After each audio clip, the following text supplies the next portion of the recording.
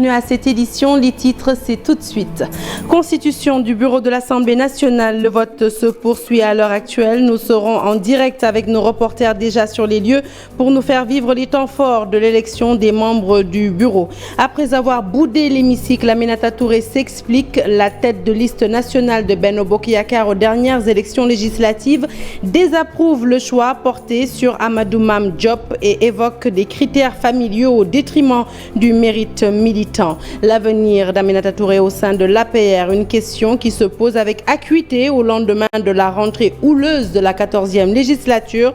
Pour en parler, Souleymane Niang, directeur de l'information du groupe Futur Média, qui est notre invité ce soir. Nous parlerons également du parcours de la tête de liste nationale de Benno Bokk Yakaar aux dernières élections législatives. Et puis tout bas, dans l'effervescence, l'événement religieux est aussi période de vache grasse pour les commerçants établis dans les principaux marchés de la ville sainte. Mais problème, à 48 heures du Magal, eh bien, c'est pas encore le grand rush. Voilà pour les titres.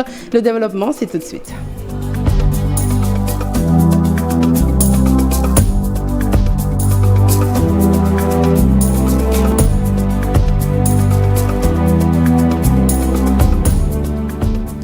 Bonsoir à toutes et à tous. Un journal que nous ouvrons naturellement avec l'Assemblée nationale. Et c'est pour y retrouver Habib Faye. Habib, bonsoir. Bonsoir Sarah. Habib Faye? Oui Sarah, je vous entends, vous allez bien? Oui, très bien Habib. Alors l'Assemblée semble, on va dire, avoir retrouvé son calme après la grosse tempête d'hier. À l'exception de quelques incidents isolés, peut-on dire que la constitution du bureau de cette 14e législature s'est déroulée normalement, Habib? Maintenant, on vient même, Sarah, de terminer le vote du bureau de l'Assemblée nationale. Les députés ont élu les questeurs Daouda Dia et Aïcha Touré après avoir mis en place les secrétaires élus qui sont au nombre de 6. Il s'agit de Ndaye Lucie Cissé, Karim Sène, Astou Ndiaye, Babacar Mbaye, Awa Diène et Abdoulaye Diop. Mais avant cela, les vice-présidents ont été constitués. Benno Bokk Yakaar a 4 vice-présidents que sont Abdoulaye Diouf Sarr, Aïda Sow Diawara, Malick Diop et Yatta Sow. Yewwi Askan Wi a 3 vice-présidents, Baragay, Fatou Gueye et Nima Goudiaby. Wallu pour sa part a 1 vice-président, Mamadou Lamine Diallo.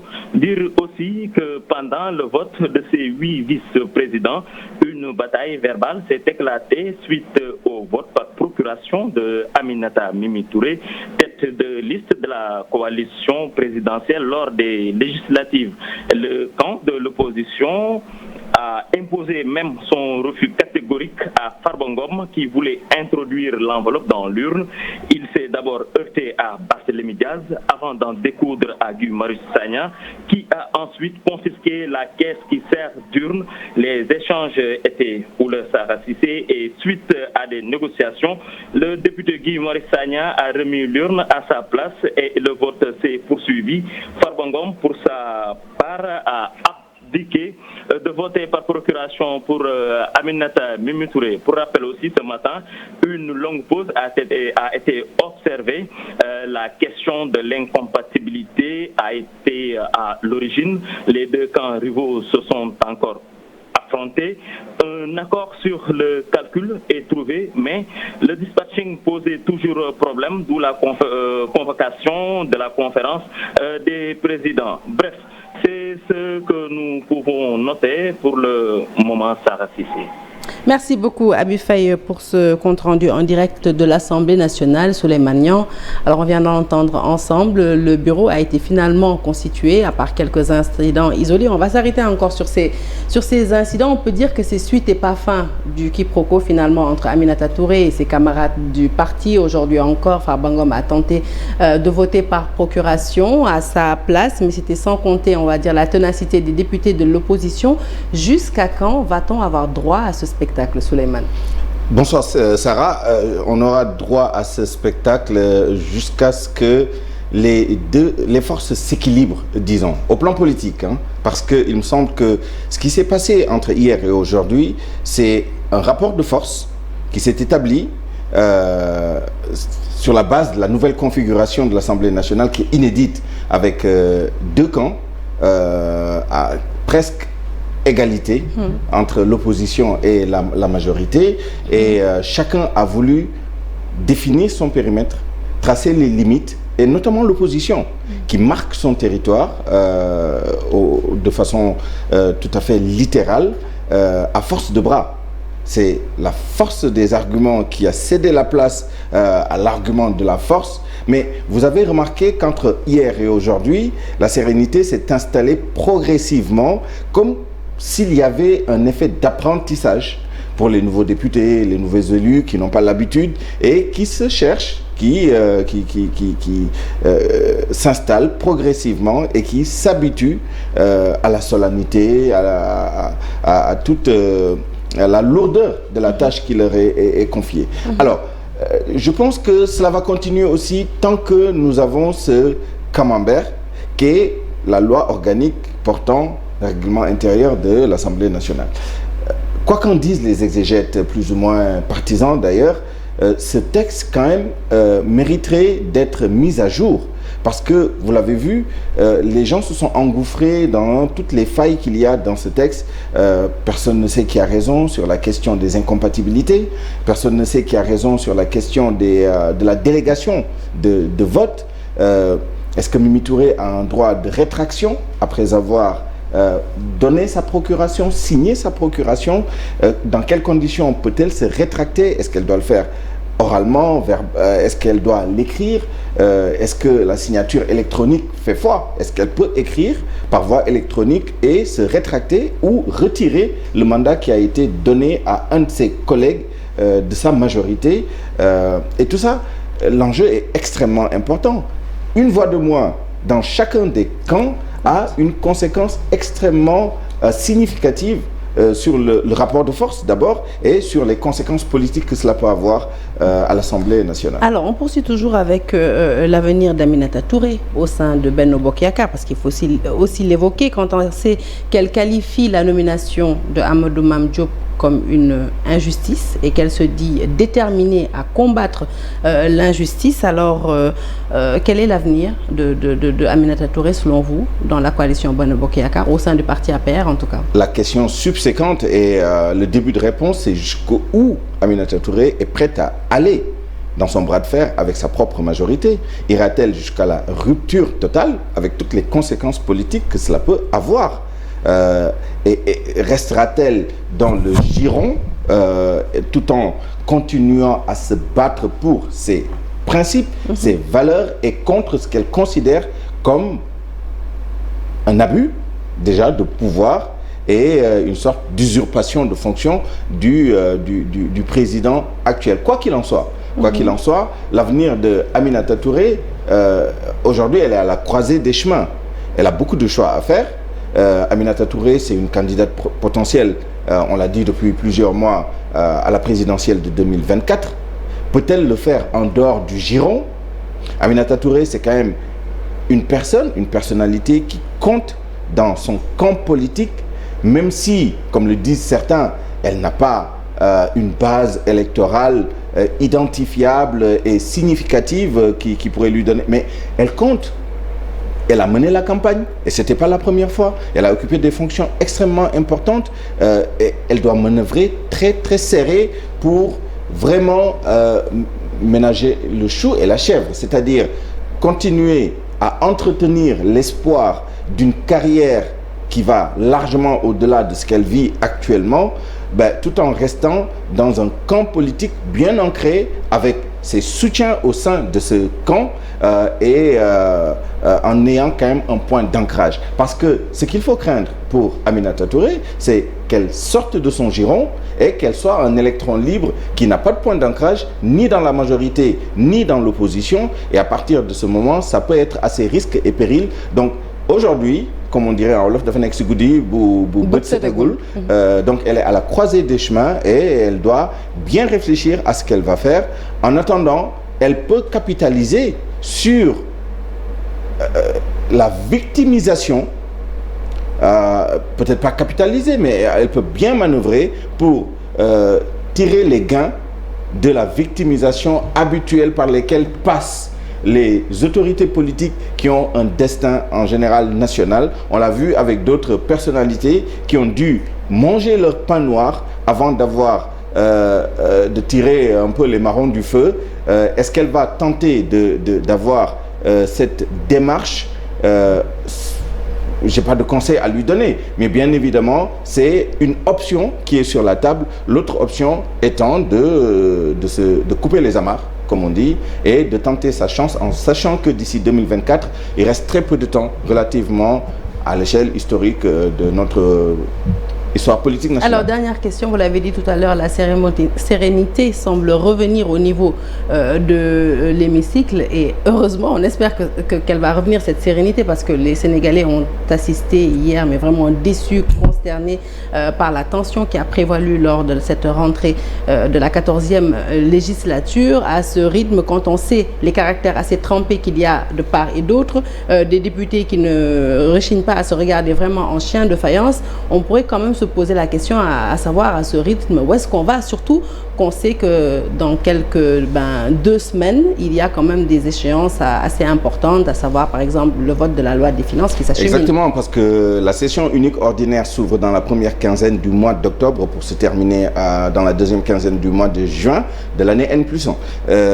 Dès qu'on ouvre la session ordinaire, on va attaquer dans la foulée le vote de la loi des finances qui doit être déposé au plus tard le premier jour, sauf cas exceptionnel. Mais et à partir de ce moment, vous voyez le marathon que c'est. Les députés ont 2 mois durant lesquels ils vont examiner le budget ministère par ministère et, en l'occurrence, programme, etc., et en commission et en plénière. Vous imaginez-vous une Assemblée nationale qui continue à se crêper les chignons entre les députés sur cette durée-là? Ça va être impossible. Je pense qu'on n'en prend pas le chemin. La sagesse va prévaloir. Les responsables qui viennent d'être élus, qui vont constituer le bureau, et les autres qui vont être élus et qui vont intégrer la conférence des présidents et tous les autres organes qui seront mis en place contribueront à ramener le calme au sein de l'hémicycle. C'est pas nouveau ce qui se passe. Ça n'a jamais eu autant de retentissement. Ces proportions ont rarement été atteintes, ça c'est d'une part, et jamais on a eu une telle spécialisation.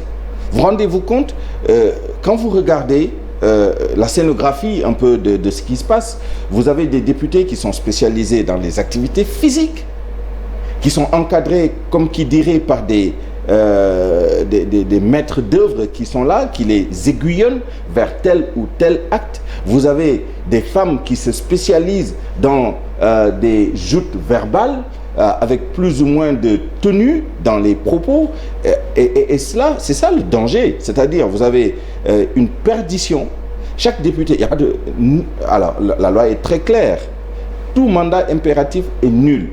On ne peut pas venir à l'Assemblée nationale pour une communauté, pour une cause, pour une catégorie, etc. On est député, avec tout ce que cela implique comme responsabilité, chacun individuellement et au sein des organisations, des groupes parlementaires, des regroupements quelconques qu'on peut avoir. Mais imaginez-vous des députés qui n'ont de tâche durant toute la législature que de rendre l'appareil à tel député, donner la réplique à tel autre député et éventuellement surenchérir même sur la violence physique avec tel ou tel autre député. C'est extrêmement dangereux. Bien naturellement, on espère que cela ne va pas prospérer, que cela va s'arrêter, et on compte sur la sagesse, bien naturellement, des responsables des groupes parlementaires, mais surtout sur la compétence, les capacités du président de l'Assemblée nationale. On a vu ce qui s'est passé avec la présidente temporaire hier, qui a été choisie sur la base de l'âge, et du président élu. Les premières prestations ne sont pas très reluisantes, mais on sent qu'au fur et à mesure, le président commence à prendre le pli. Il a une longue expérience parlementaire, très peu d'expérience de ces situations. De toute façon, personne n'a cette expérience, puisque c'est la première fois qu'on a une Assemblée générale avec une opposition aussi bien représentée. Merci beaucoup, Souleymane Niang. Nous poursuivons ce journal avec la composition du bureau de l'Assemblée nationale. 3 groupes parlementaires vont composer cette 14e législature. La coalition du parti au pouvoir, avec ses 83 députés, a choisi Maître Oumar Youm pour diriger le groupe parlementaire. La coalition Yewwi Askan Wi se dote, elle, d'un groupe avec Souley Biram Diop plutôt comme président. La grande coalition Wallu-Sénégal a désigné Mamadou Lamine Thiam. Retour sur le profil des 3 présidents de groupes parlementaires avec Aminata Mbaré Sow. Pour 3 groupes parlementaires, autre particularité de la 4e législature. À côté du groupe parlementaire Benno Bokk Yakaar, il faudra compter également 2 autres groupes, celui de la coalition Yewwi Askan Wi et celui de la grande coalition Wallu Sénégal. Pour ce qui est de Yewwi Askan Wi, c'est Biram Souleye Diop, administrateur général du PASTEF Les Patriotes, qui a été désigné. Souleye Biram Diop est un inspecteur aguerri, il est chef du bureau de contrôle Dakar 1. Aux dernières élections municipales, il a gagné la mairie de Thiès-Nord. Pour la grande coalition Wallu-Sénégal, Mamadou Lamine Thiam a été directeur de campagne de la grande coalition Wallu aux dernières élections législatives. La coalition Benno Bokk Yakaar a jeté son dévolu sur Maître Oumar Youm, ancien ministre de l'aménagement et des collectivités territoriales sous le gouvernement de Aminata Touré en 2013. Il a été par la suite porte-parole du gouvernement avant de rejoindre la présidence comme directeur de cabinet du président de la République. Maître Oumar Youm est avocat juriste inscrit au barreau de Dakar. Les 3 groupes parlementaires devront échanger sur les questions essentielles du pays pour l'intérêt national.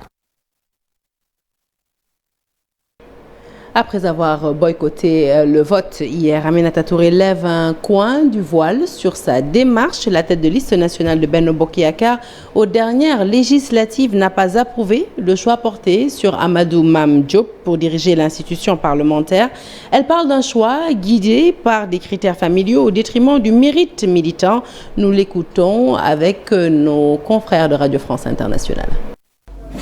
Je n'ai pas participé au vote par principe. J'estime que le critère de sélection du candidat de Benno n'était pas objectif. C'était plus un critère familial que relevant du mérite militant. Et j'aurais pu me satisfaire d'un arrangement politique, d'un strapontin bien payé, mais non. Donc il faut aussi que nos organisations fonctionnent de manière rationnelle, que le mérite revienne comme critère de sélection, parce que tout le monde n'a pas le bras long, ou tout le monde n'est pas le cousin ou l'arrière-cousine du président de la République. Je n'ai rien contre le monsieur en priori, mais commençons par avoir le courage aussi de dire non quand c'est la préférence familiale qui passe avant le mérite, c'est tout. Et ça, c'est également un fait en sélection des femmes. Souvent, on pense que c'est comme à la maison. Bon, on fait le ménage, etc. Et c'est gratuit. On est là pour servir les autres. Et puis après, vous retournez d'où vous venez. Vous dirigez la liste, vous gagnez. Mais bon, il faut que ce soit un homme qui vienne s'asseoir. Non, c'est quand même 5175 kilomètres. Bon, l'actuel président de l'Assemblée nationale, il l'a pas fait, hein. Voilà donc l'espoir d'Aminata Touré douché après la nomination du nouveau président de l'Assemblée nationale. La tête de liste nationale de Benno Bokk Yakaar s'est toutefois faite distinguer lors des dernières élections législatives au cours desquelles elle a battu campagne au nom de la coalition Benno Bokk Yakaar. Retour sur son parcours en période préélectorale, c'est avec Marcel Farba Maroun. There is no bye-bye Mimi, there might be a bye-bye Ousmane.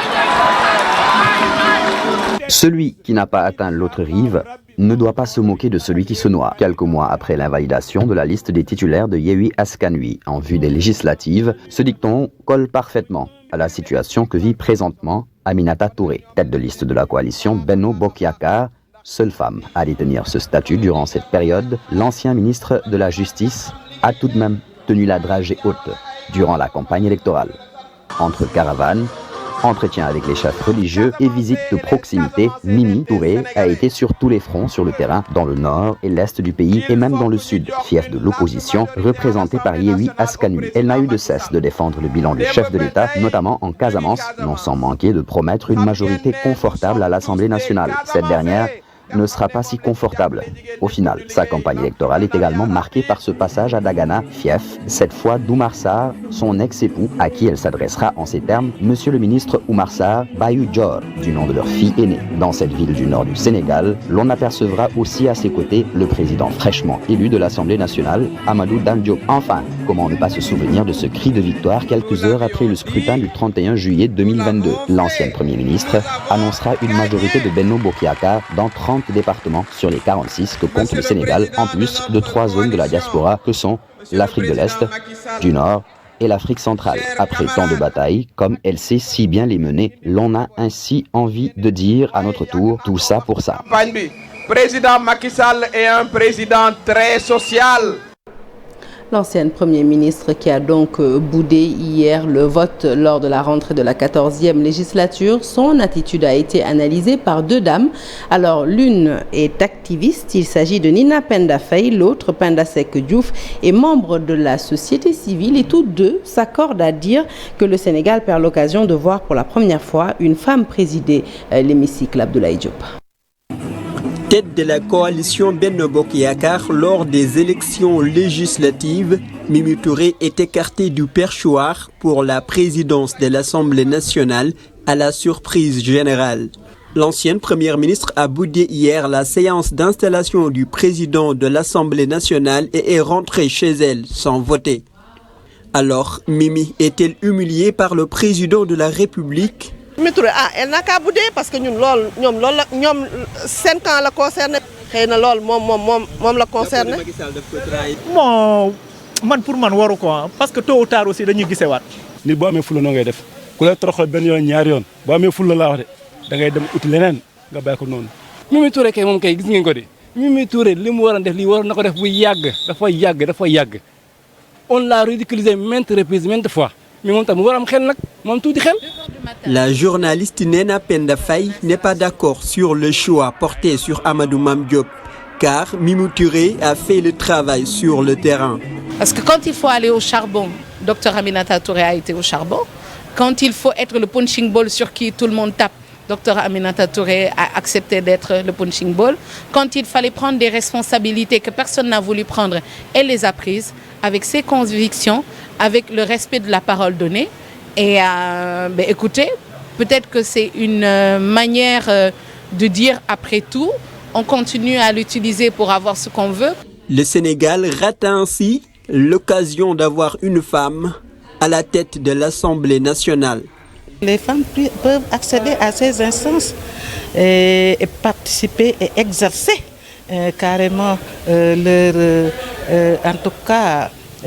devoir et leur légitimité à ces instances de prise de décision.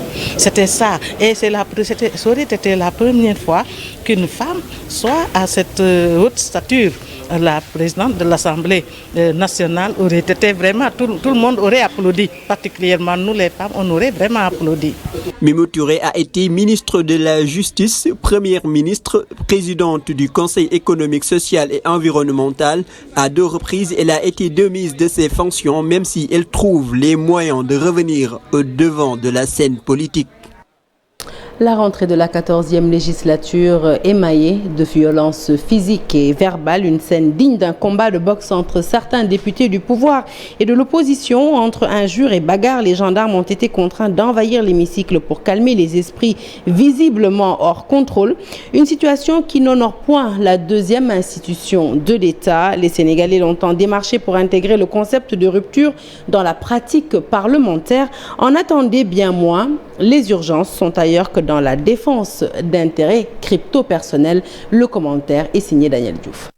La doyenne d'âge de l'Assemblée nationale, la députée Aïda Sow Diawara, n'aura eu que ses yeux pour constater un spectacle digne des ambiances de sortie de boîte de nuit arrosée ou d'un match de navétane qui a mal tourné.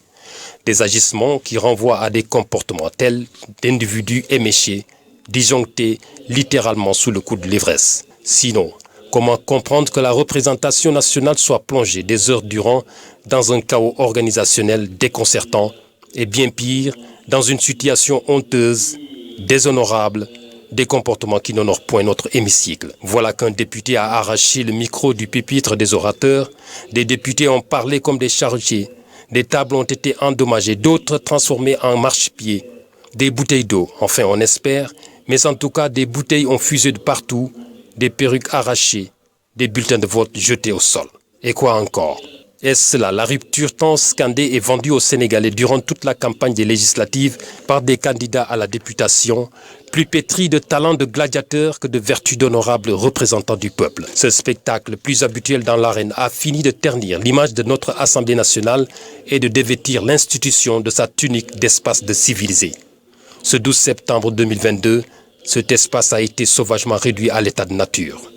Une institution visiblement malade des agissements de certains de ses acteurs internes qui auront très certainement besoin de calmants, d'antidépresseurs pour renouer avec la sociabilité. De par sa formation de pharmacien, docteur de surcroît, le président nouvellement élu de l'Assemblée nationale aura tout intérêt à ne pas être en rupture d'approvisionnement. Il a affaire à des patients, cela bien affecté. Le peuple a mal. Les Sénégalais souffrent à suffisance de la cherté du coût de la vie. Le ministre du Commerce et des petites et moyennes entreprises vient de fixer le prix de la tonne de ciment, ex-usine à 67 000 CFA et celui du distributeur à 73 000. Information quasiment passée inaperçue. Merci Daniel Diouf. À présent, les premiers mots de la famille du nouveau président de l'Assemblée nationale. Elle juge cette famille très lourde. La mission assignée à leur fils, mais reste tout de même optimiste. Son père, son oncle et ses voisins témoignent et appellent les députés à s'unir pour le bien-être de la nation. Le reportage est signé Ousseynou Diop. Dans la famille du nouveau président de l'Assemblée nationale à Balakos, la discipline est de rigueur. Le père d'Amadou Mame Diop, les larmes aux yeux, tente de témoigner. Il sait que la mission confiée à son fils est très ardue et lourde. Nous rendons grâce à Dieu. C'est lui le seul qui est à l'origine de tout cela. El Hadji Abdoulaye Diop, père du nouveau président de l'Assemblée nationale, pense tout de même que son fils peut bien accomplir cette mission. Sa tendre enfance jusqu'à maintenant, il ne m'a jamais désobéi. J'ai prié pour qu'il réussisse avec brio cette mission, que le Tout-Puissant fasse qu'il s'entende bien avec tous les députés de l'Assemblée qu'il dirige. Dans cette famille, les témoignages sont unanimes. Amadou Mame Diop peut faire plus que ses prédécesseurs, mais à condition que les députés accordent leur violon pour lui faciliter la tâche. C'est une personne vraiment très disponible. À part sa religiosité, il ne se mêle de rien du tout. La tâche sera difficile, elle ne sera pas facile, parce que c'est une première que l'Assemblée ait autant d'opposants, mais quand même, de toutes les façons, avec l'aide de Dieu, j'espère qu'il pourra en sortir. Inch'Allah. Dans ce quartier, beaucoup pensent que le nouveau président, avec sa rigueur et son esprit fédérateur, peut jouer un rôle central pour le respect des règles. Nous lui conseillons tout juste d'être impartial et d'avoir un esprit rassembleur envers tout le monde. Je pense qu'il s'en sortira. Il faut juste mettre en avant le dialogue et la concertation pour une bonne entente.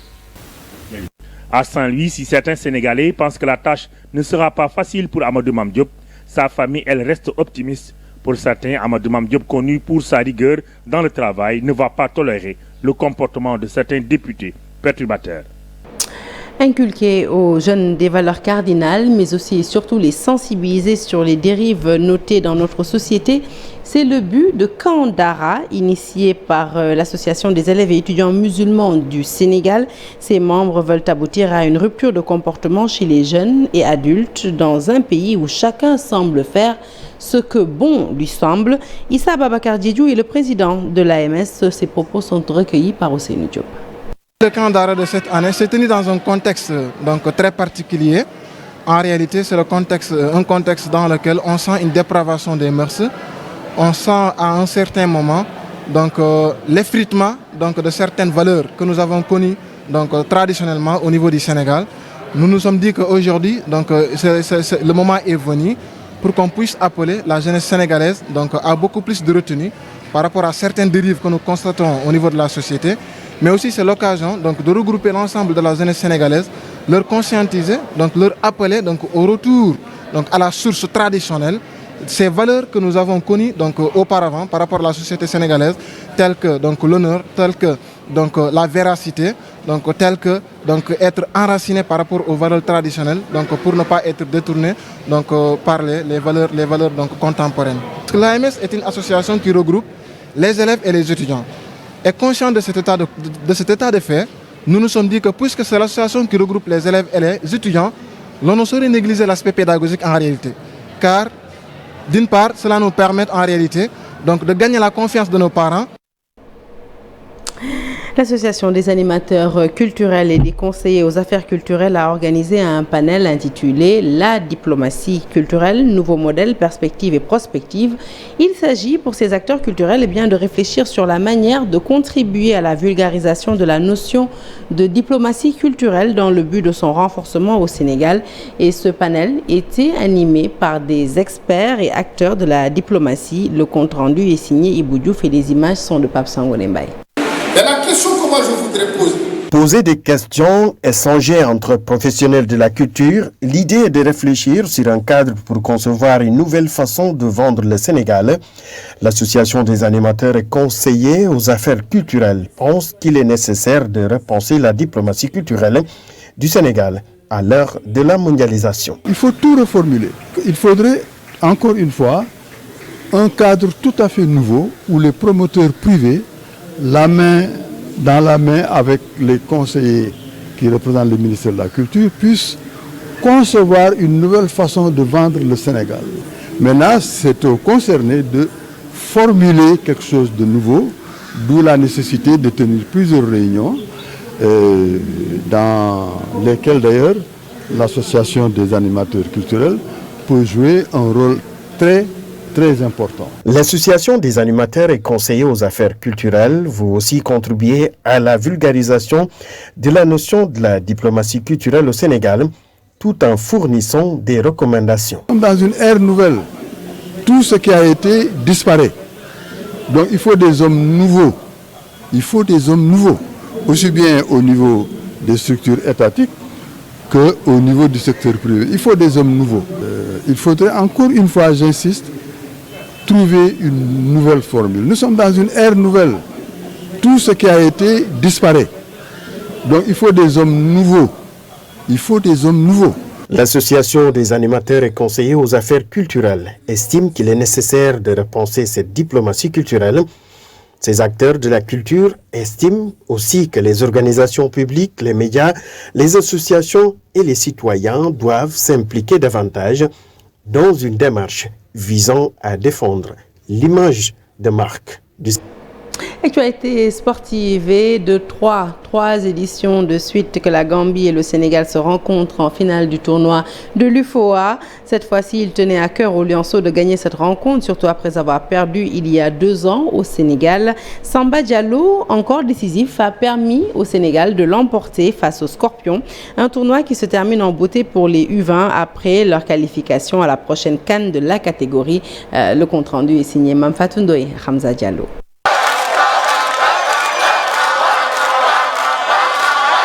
Titre remporté et revanche prise sur la Gambie 2 ans après avoir perdu en finale contre la même équipe au Sénégal.